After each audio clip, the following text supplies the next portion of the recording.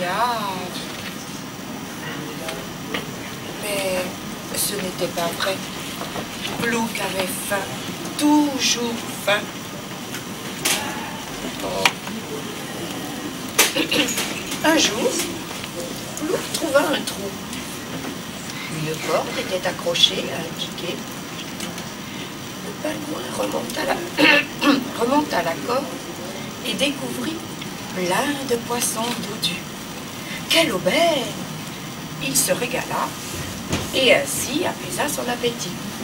Plouc était ravi. Tous les jours, il retourna au trou magique. Jusqu'au jour où une petite esquimaude arriva en hurlant « Voleur, brigand! Ah, je sais maintenant pourquoi je n'attrape plus de poissons !» Plouc réalisa alors que le trou ne s'était pas fait tout seul. Plouc voulut discuter, mais il voyait bien que la petite fille ne plaisantait pas. Pendant qu'il filait se cacher, l'esquimaude continuait à crier. « Et si tu t'approches encore, tu auras affaire à moi. En tout cas, la meilleure pêcheuse du pôle Nord. » Ah. De sa cachette, Plouc observait Touka, tandis qu'elle ramassait ses poissons. Pauvre petite fille, se dit-il, je ne voulais rien lui voler. Comme elle a l'air courageuse, toute seule sur la banquise, avec ce gros sac sur le dos. Peux-tu bien le voir dans ce sac?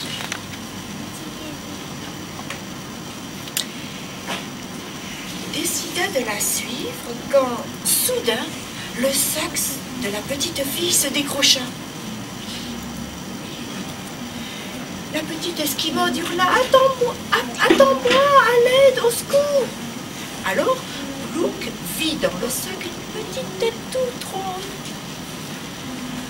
Sans attendre, il se jeta la tête de la première à la poursuite du bébé.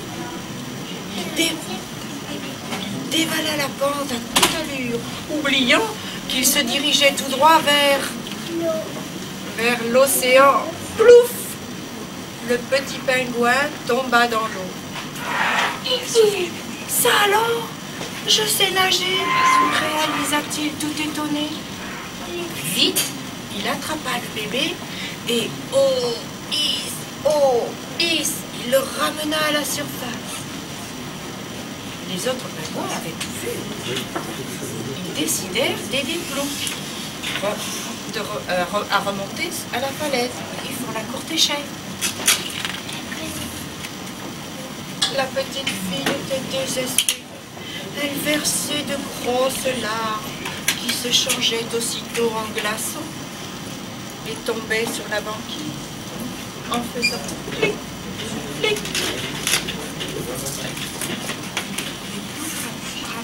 Ramène le bébé. Voyant Plouc s'approcher avec le bébé, elle s'écria « Tout petit, mon petit frère chéri, viens sous mon menton, tu seras bien au chaud. » Touka était si heureuse que pour remercier Plouc, elle l'attrapa par le bec et lui donna un bisou. Un bisou d'esquimaude. Tout le monde est content. Puis elle dit « Viens avec moi, petit pingouin. Il faut vite emmener tout petit dans mon igloo, sinon il va prendre froid. » Connaissez-vous Plouc? C'est un pingouin, le plus heureux de tous les pingouins du pôle Nord. Ouais. Il y a plein de pingouins avec lui qui ne se moquent plus. Il a à manger et il a chaud. C'est vrai, le plus heureux. Mais il avait été courageux. Ah oui, sauver le bébé. Sauver le bébé, la petite fille. La petite esquimaude. Se lever. Lorsqu'elle arriva, le pissenlit s'ouvrait comme autant de petits soleils. papillonnelle s'étala du miel sur les ailes, puis elle se roula en riant dans le pollen. Vous voyez, on voit même des petits grains de pollen qui s'envolent avec l'air. Papillonnelle aperçut son reflet dans une flaque d'eau. Il se voit comme ça, La fillette qui lui souriait avait des ailes dorées. Satisfaite, elle prit son envol pour rejoindre ses amis sur la colline. Hélas, alors que le soleil brillait, quelques instants plus tôt, des gouttes se mirent à tomber. Et qu'est-ce qui va se passer à votre avis? La pluie emporta le miel et le pollen, et les ailes de papillonnelle devinrent comme avant. La fillette se mit à pleurer doucement. Oh pauvre! La pluie tombait, tombait, tombait. Papillonnelle pleurait, pleurait, pleurait. Elle avait perdu ses couleurs. Elle avait tout perdu. Ses amis, inquiets de ne pas la voir, partirent à sa recherche. Le beau temps était revenu, mais Papillonnelle était si triste qu'elle ne pouvait s'arrêter de pleurer. La petite fille finit par la découvrir, cachée dans les hautes herbes. Oh! Vous avez vu ces ailes? Regardez comme elles sont belles! Les ailes de Papillonnelle scintillaient comme des gouttes de pluie au soleil. Elles brillaient de toutes les couleurs de l'arc-en-ciel. Ah oui, forcément, elles sont mouillées, hein. Ça fait comme un arc-en-ciel. Vous avez déjà vu ça? Son ami lui prit la main et l'entraîna dans les airs. Les ailes de Papillonnelle étaient couleur de temps. Vertes comme les jeunes pousses du printemps, bleues comme un ciel d'été, rousses comme les feuilles d'automne, blanches comme la neige de l'hiver. Papillonnelle était magnifique. Ce jour-là, au pique-nique, elle s'amusa beaucoup et se fit un nouvel ami. Lui aussi avait des ailes transparentes. Plus tard, lorsqu'elle rentra à la maison, Papillonnelle avait le cœur léger et elle souriait. Petit pique-nique des petits papillons. Et voilà pourquoi des fois on adore de s'imaginer qu'on n'est pas jolie. En fait, elle était très jolie et ses amis la trouvaient très jolie. Et voilà l'histoire de Papillonnelle.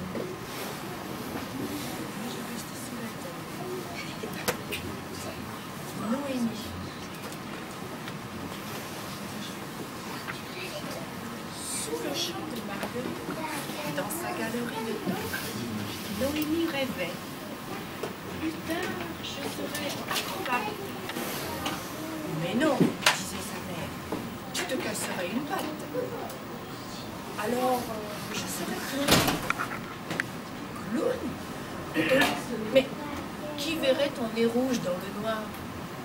A-t-on jamais vu une taupe clown dans la famille? Vous voyez mon nez rouge là?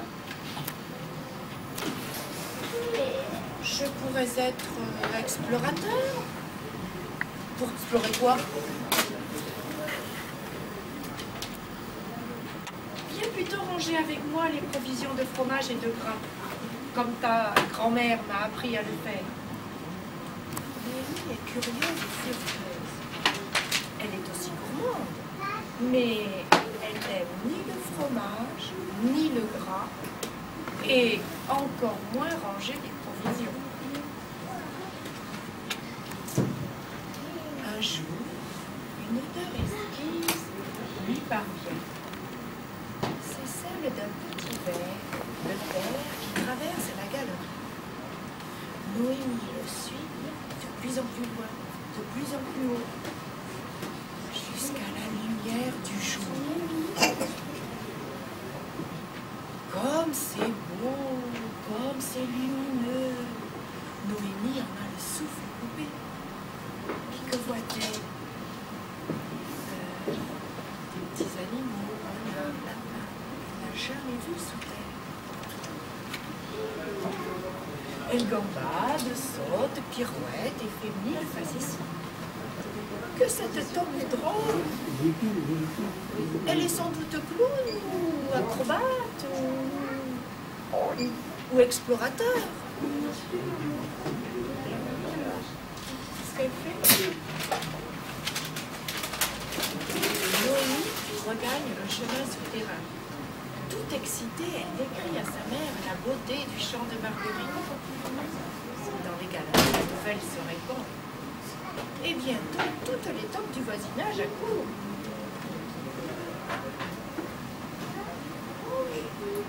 Qui a osé sortir? Crie la plus âgée des tombes. Notre vie est ici, sous le champ. Pourquoi dessous et pas dessus? Réplique à son tour la plus jeune des tombes. Pourquoi? Mais pourquoi? Hurlent les unes. C'est comme ça, déclarent les autres. Une bataille de blancs et de marrons éclate et fait quelques blessés.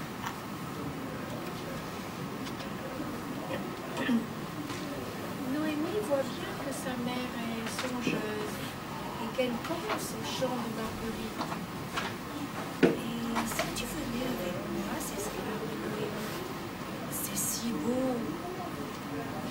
Noémie avance à la première de la galerie. Sa mère la suit. Elle grimpe, elle s'élève peu à peu. Et elle hésite, elle s'arrête et repart lentement. Soudain, éblouie, la mère de Noémie découvre le bleu du ciel, le vert de la prairie et l'or du cœur des Marguerites.